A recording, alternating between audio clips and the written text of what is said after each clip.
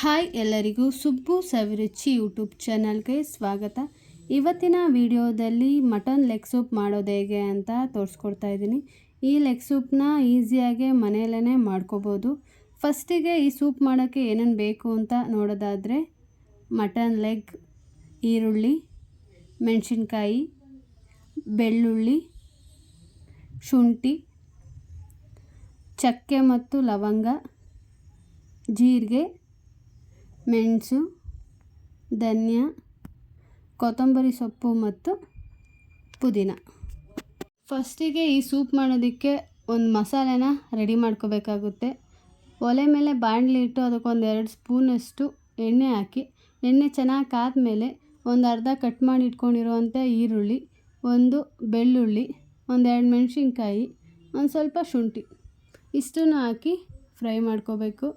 ಅದಾದಮೇಲೆ 1.5 ಸ್ಪೂನಷ್ಟು ಧನಿಯಾ, 1 ಸ್ಪೂನಷ್ಟು ಮೆಣಸು, ಒಂದು ಅರ್ಧ ಸ್ಪೂನಷ್ಟು ಜೀರಿಗೆ, 1-2 ಚಕ್ಕೆ, 1-3 ಲವಂಗ ಇಷ್ಟನ್ನು ಹಾಕಿ ಮತ್ತೆ ಫ್ರೈ ಮಾಡಿಕೊಂಡು ಲಾಸ್ಟಲ್ಲಿ ಇದಕ್ಕೆ ಕೊತ್ತಂಬರಿ ಸೊಪ್ಪು ಮತ್ತು ಪುದೀನಾನ ಹಾಕ್ಕೋಬೇಕು.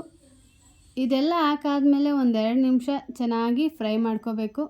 ಎಣ್ಣೆಲಿನ ಚೆನ್ನಾಗಿ ಫ್ರೈ ಮಾಡಿ ಆದಮೇಲೆ ಇದನ್ನು ಸಣ್ಣದಾಗಿ ರುಬ್ಬಿ ಮಸಾಲೆನ ರೆಡಿ ಮಾಡಿ ಎತ್ತಿಟ್ಕೋಬೇಕಾಗುತ್ತೆ.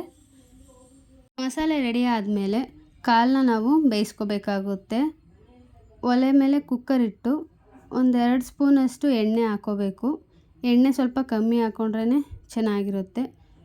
ಅದಾದಮೇಲೆ ತೊಳೆದು ಕಟ್ ಮಾಡಿ ಇಟ್ಕೊಂಡಿರೋವಂಥ ಕಾಳು, ಈ ಕಾಳನ್ನ ಒಂದು 7 to 8 ಅವರ್ಸು ನೀರಲ್ಲಿ ಚೆನ್ನಾಗಿ ನೆನೆಸಿ ಅದಾದಮೇಲೆ ಕಟ್ ಮಾಡಿ ಇಟ್ಕೋಬೇಕು.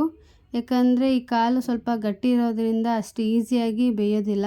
ಅದಕ್ಕೋಸ್ಕರ ಒಂದು 7 to 8 ಅವರ್ಸು ನೀರಲ್ಲಿನೇ ಚೆನ್ನಾಗಿ ನೆನೆಸಿಡಬೇಕು.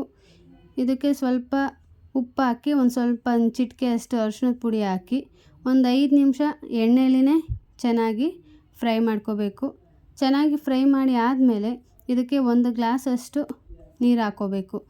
ಈ ಕಾಳನ್ನ ಫಸ್ಟು ನಾವು ಸೂಪ್ ಮಾಡೋಕ್ಕೂ ಮೊದಲೇ ನೀರಲ್ಲಿನೇ ಚೆನ್ನಾಗಿ ಬೇಯಿಸ್ಕೊಂಡ್ರೆ ಚೆನ್ನಾಗಿರುತ್ತೆ.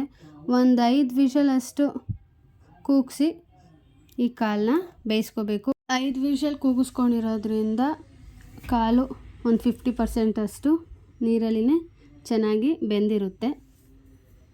ನೋಡ್ತಾ ಇರ್ಬೋದು, ಈ ರೀತಿ ಆಗಿರುತ್ತೆ. ಸ್ವಲ್ಪ ಗಟ್ಟಿನೇ ಇರುತ್ತೆ, ಅಷ್ಟು ಈಸಿಯಾಗಿ ಕಾಳು ಬೇಯೋದಿಲ್ಲ.